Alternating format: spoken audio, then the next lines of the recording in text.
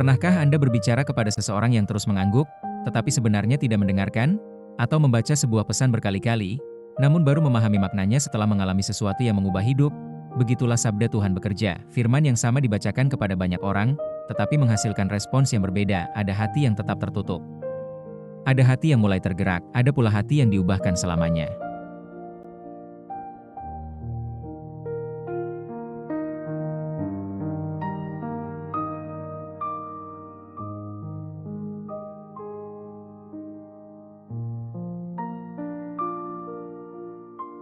Hari ini Yesus menjelaskan mengapa hal itu terjadi. Rahasianya bukan terletak pada jelas atau tidaknya pesannya, melainkan pada kesiapan hati orang yang mendengarnya.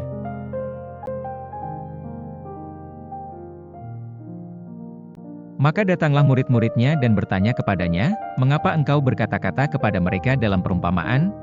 Jawab Yesus, "Kepadamu diberi karunia untuk mengetahui rahasia kerajaan sorga, tetapi kepada mereka tidak. Karena siapa yang mempunyai, kepadanya akan diberi, sehingga ia berkelimpahan, tetapi siapa yang tidak mempunyai, apapun juga yang ada padanya akan diambil daripadanya. Itulah sebabnya aku berkata-kata dalam perumpamaan kepada mereka, karena sekalipun melihat, mereka tidak melihat dan sekalipun mendengar, mereka tidak mendengar dan tidak mengerti.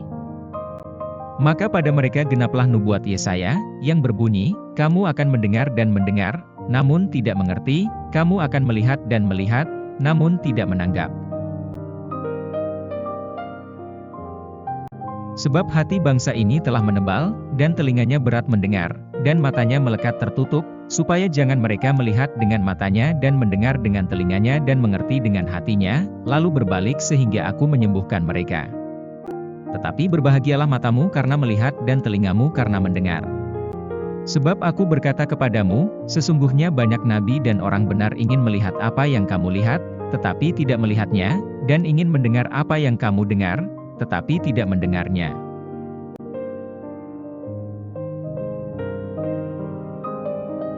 Kita hidup di zaman yang penuh suara notifikasi, berita, hiburan, media sosial, dan berbagai kesibukan memenuhi hari-hari kita. Ironisnya, semakin banyak yang kita dengar, semakin sulit kita benar-benar mendengarkan. Injil hari ini mengingatkan bahwa masalah terbesar bukanlah kurangnya firman Tuhan.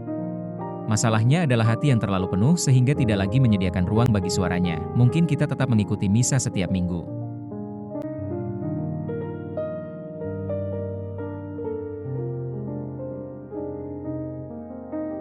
Mungkin kita membaca kitab suci setiap hari, mungkin kita bahkan melayani di gereja. Namun Yesus tidak bertanya, berapa banyak yang telah kamu dengar?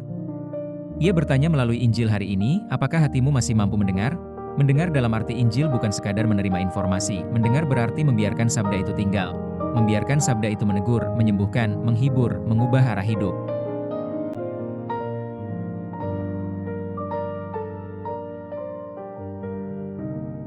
Terkadang Tuhan berbicara bukan melalui peristiwa besar. Ia hadir dalam keheningan doa, dalam air mata pertobatan, dalam pengampunan yang sulit diberikan, dalam wajah seorang yang membutuhkan, dalam ekaristi yang diterima dengan iman. Semakin hati kita disucikan, semakin kita mengenali kehadiran Kristus di tempat-tempat yang dahulu tampak biasa. Mungkin mukjizat terbesar bukanlah melihat sesuatu yang luar biasa, melainkan memiliki hati yang akhirnya mampu melihat Allah bekerja setiap hari.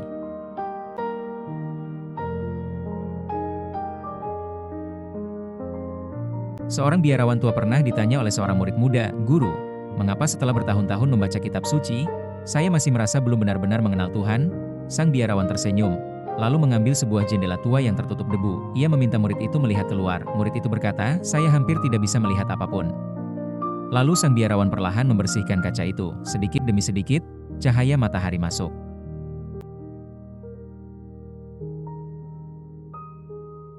Pepohonan tampak jelas. Langit menjadi biru. Burung-burung terlihat beterbangan. Sang guru berkata, bukan matahari yang berubah. Bukan pula dunia di luar sana. Yang dibersihkan hanyalah kaca yang menutupi pandanganmu. Demikian pula sabda Tuhan. Setiap kali kita berdoa, bertobat, mengampuni, dan membuka hati kepada Kristus, Roh Kudus membersihkan jendela hati kita. Firman yang sama mulai berbicara dengan cara yang baru.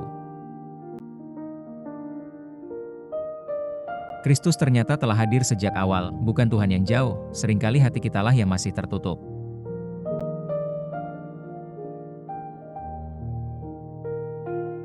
Bapa Surgawi, terima kasih atas sabdamu yang selalu hidup dan memberi kehidupan. Ampunilah kami ketika kami lebih sibuk mendengar suara dunia daripada mendengarkan suara putra-Mu. Bukalah mata iman kami agar melihat kehadiran-Mu. Bukalah telinga hati kami agar mengenali panggilan-Mu. Lembutkan hati kami yang keras. Sembuhkan hati kami yang terluka.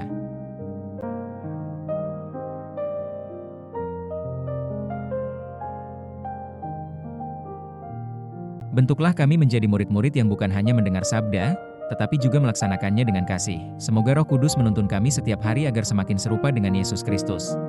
Kami menyerahkan seluruh hidup kami ke dalam tangan-Mu, dalam nama Yesus Kristus, Tuhan kami, amin.